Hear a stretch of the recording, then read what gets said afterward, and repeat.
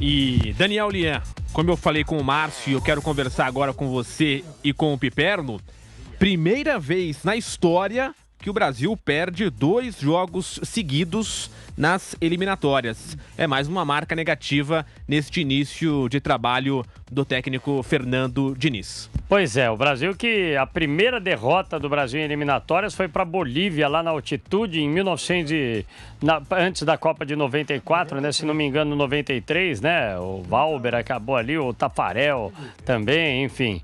Aí o Brasil acabou perdendo de 2-0. Depois aí descambou, aí já teve algumas derrotas, mas agora 2 derrotas seguidas há muito tempo não acontecia, inclusive, nas eliminatórias nunca ocorreram 2 vitórias na sequência, 2 derrotas na sequência da equipe brasileira. Agora, uma coisa a se destacar é em relação ao período, né, que o Brasil não perdia da Colômbia. Desde 2015, em Santiago, numa Copa América, o Brasil acabou sendo derrotado por 1-0 naquela ocasião, o gol do Jason Murilo.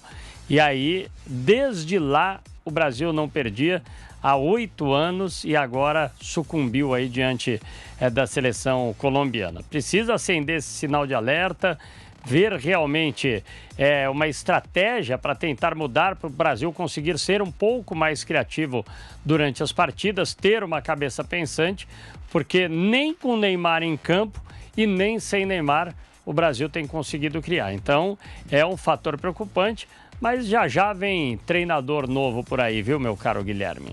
Nós vamos também falar dessa história de treinador, se o Diniz fica ou não fica, de Endrick, do Luiz Dias um pouco mais também, da expectativa para o futuro.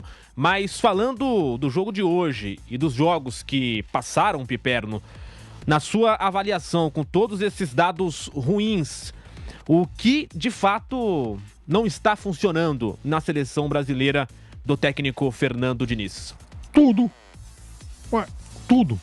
Enfim, é uma seleção que pelo menos tem uma coisa em relação à qual ela é coerente. Ela vai mal em todos os seus compartimentos. Ela defende mal, ela não se organiza no meio e ela está sem inspiração na frente. Agora, é claro que hoje, pelo menos, a seleção deixou alguma esperança no começo, quando tinha o Vinícius Júnior em campo, com uma proposta boa, de muita rotação na frente, jogadores trocando de posições o tempo todo, o Vinícius e o Martinelli se entendendo muito bem. Agora, a partir do momento que o Vinícius saiu, vamos falar a verdade, né? Quer dizer, é duro, por exemplo, uma seleção se encaixar na frente, dependendo aí do Rafinha, por exemplo, né? Então faz tempo que a gente tenta acreditar que o Rafinha possa ser uma solução para a seleção brasileira. E, sabe, não é só ele. O Rafinha não jogou bem, o João Pedro não foi bem. Então é muito difícil para a seleção brasileira se organizar na frente. Agora, para mim, o grande problema desse time é a forma como ocorre a transição defensiva e a organização do meio-campo, que ele não consegue ocupar espaço. O meio-campo do Brasil, ele se torna um bando colado à defesa quando o Brasil perde a bola. Volta todo mundo e fica pertinho ali da entrada da área. Resultado, o time adversário tem total liberdade para trabalhar a bola. E uma outra coisa que começa a ocorrer nessas eliminatórias, e eu acho que pode ser também um outro tema de reflexão. As 4 primeiras colocadas, Argentina, Uruguai, Colômbia e agora a Venezuela, são 4 seleções com técnicos argentinos. Não tem nenhum brasileiro nesse clubão. Eu acho que isso quer dizer alguma coisa. Eu acho que o Endrick poderia ter sido testado um pouco mais, até para incomodar um pouco a defesa colombiana, porque o Brasil estava muito acuado e incomodando pouco a Colômbia. Eu acho que se o Endrick tivesse entrado um pouco antes, poderia ter modificado um pouco esse panorama durante a partida.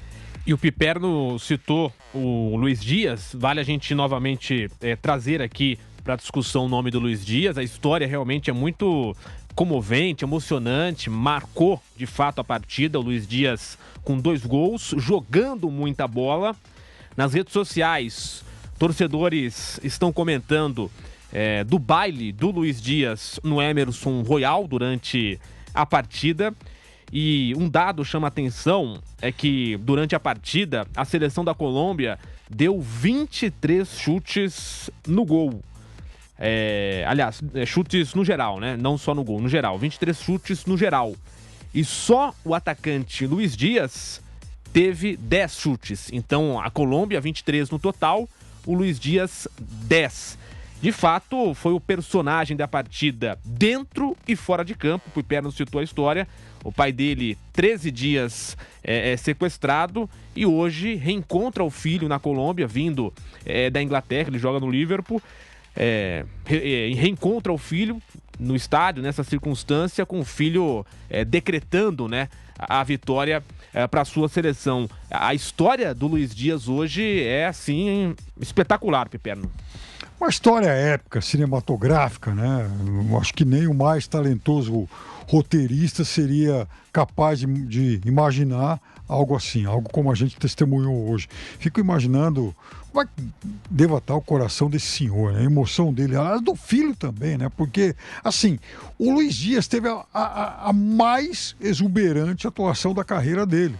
Ele decidiu um jogo, ele virou um jogo contra a seleção brasileira, uma partida na qual ele foi o protagonista. E veja, houve um momento no primeiro tempo em que eu disse que o jogo parecia o Luiz Dias contra a Rapa, porque ele pegava a bola, partia para cima da defesa do Brasil e ele passava por todo mundo e conseguia finalizar gol. Era um negócio impressionante e também algo assim, muito preocupante em relação ao desempenho defensivo do Brasil.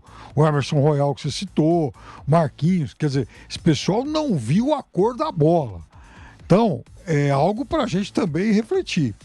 Mas foi, assim, um momento épico, um momento realmente também inesquecível por isso. Daniel Lian, de fato, uma história que chama a atenção, obviamente, e tem esse, digamos assim, esse aspecto pelo lado do torcedor brasileiro, que são as críticas ao Emerson Royal.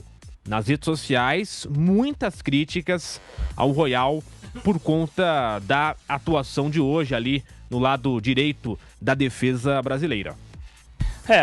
Primeiro esse destaque aí do Luiz Dias, né? Inclusive muita emoção ali. O pai dele, no segundo gol, até dava a impressão até de que quase iria desmaiar, né? De tanta emoção ali. Realmente foi algo emocionante que foge até as quatro linhas. Agora, em relação ao Emerson Royal, realmente não fez uma boa partida, assim como todo o setor defensivo brasileiro. O próprio Marquinhos, que é um jogador para lá de experiente, não fez uma boa partida. O Gabriel Magalhães, até o Renan Lodge, enfim, a linha defensiva brasileira não foi bem na partida de hoje, deram muito espaço, assim como os próprios volantes acabaram deixando ali a zona de criação. O Rames Rodrigues teve muita liberdade para criar na partida de hoje.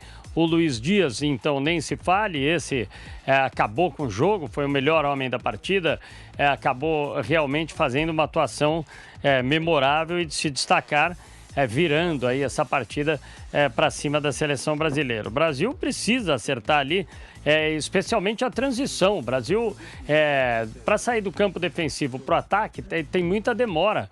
Precisa sair em mais velocidade. O próprio técnico Fernando Diniz, que usa isso muito nos clubes, no selecionado brasileiro, ele não tem conseguido aplicar isso na seleção brasileira, essa rápida transição para o campo de ataque. Não sei se são as peças que não estão se encaixando, mas ele vai precisar encontrar um modelo para que o Brasil, pelo menos, comece a ter uma criação e uma velocidade um pouco maior, porque senão você facilita a marcação por parte dos adversários. Se você demora para fazer essa transição, o adversário tem aí o potencial para se recompor e aí fica difícil a situação e furar o bloqueio da defesa adversária. Então, muita coisa, muitas peças vão ter que ser mexidas aí nesse esquema tático do Fernando Diniz.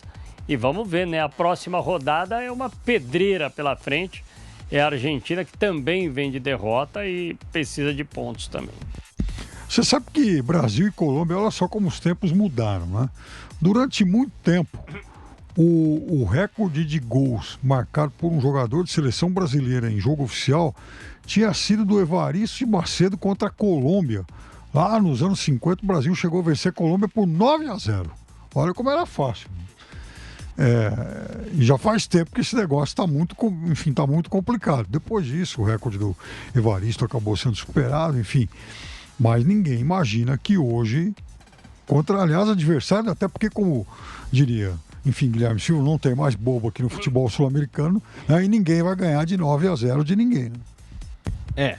Há controvérsias, né? Porque em 2014 teve um 7-1. Não era sul-americano, mas teve um 7-1, né? De europeu contra sul-americano. mas tudo bem, vamos esquecer isso. Tinha bobo, então, naquela Copa? Naquela época, naquela Copa, né? 2014, não faz tanto tempo. 10 anos, né? Vai completando. O ano que vem completa 10. Mas falando de técnico da seleção brasileira, por enquanto, o Diniz de forma interina. E até o Bruno comentava isso, o Bruno Prado comentava isso um tempo atrás. Se o Diniz estivesse bem, numa fase boa, pouca gente comentaria uma troca no comando técnico. Muita gente falaria, deixa o Diniz, pra que Ancelotti, aquela coisa toda. Como o Brasil está tropeçando, a gente vai comentar. Será que merece ficar? Precisa trocar? Vem o Ancelotti, não vem? Aquela história toda. Fábio Piperno, como é que você imagina essa seleção brasileira para 2024, trocando ou não de treinador? Há essa expectativa até, talvez não o Carlo Ancelotti, porque se a gente for parar para pensar, não tem nada definido em relação ao Carlo Ancelotti. Ele tem se esquivado quando perguntado sobre o assunto seleção brasileira. Perfeita a tua observação, porque em momento algum eu ouvi o Ancelotti falar, chego aí no Rio de Janeiro em tal dia. Ele não fez isso ainda. Então, a gente está até aqui raciocinando em cima de uma hipótese. Se o Ancelotti vier, aí tudo bem, o Diniz perde um jogo aqui, vai ganhar outro ali, vai empurrando com a barriga. A gente está falando em 7, 8 meses pro italiano chegar e ok. O mundo não vai acabar por conta, né, desse suspense, dessa espera toda. O problema é se o Ancelotti não vier. Porque aí todo esse cálculo de interinidade, ele se anula. Porque aí a gente não vai mais trabalhar com a hipótese de que a seleção está sendo dirigida por um interino e daqui a pouco que está esquentando o banco e daqui a pouco vem o titular. Não, a gente vai ter que considerar a hipótese de que, por enquanto, até segunda ordem, o Fernando Diniz é o titular. E aí, ele está à altura do cargo? É esse o questionamento que vai ter que ser feito. Então, a partir do meio do ano, a partir da Copa América, vamos seguir com o Diniz ou vamos para o mercado buscar uma outra solução? Não sei. Esse ponto levantado pelo Piperno, realmente, eu concordo bastante. Hoje, o técnico é o Diniz. Essa forma de dizer interino é estranha, porque não tem nada acertado com o Carlo Ancelotti. Então, o Diniz é o técnico. E aí a pergunta é bem pertinente. Ele está à altura do cargo, da pressão, dos jogadores que ele vai lidar, aliás, que ele está lidando já, né, na seleção brasileira. E só para completar sobre o Carlo Ancelotti, ele tem contrato com o Real Madrid, vale dizer isso, até o meio de 2024, quando acaba a temporada europeia, mas ele pode renovar. O Real Madrid pode oferecer um contrato maior, longo, com mais dinheiro, melhor salário, aquela coisa toda. Então, tem essa possibilidade também. O contrato dele vai até o meio do ano, só que ele pode renovar com o Real Madrid a qualquer momento. E aí, Daniel Lian, Diniz está à altura da seleção brasileira? E olha que Fernando Diniz teve aí a pressão aliviada sobre si devido aí à conquista da Copa Libertadores pelo Fluminense.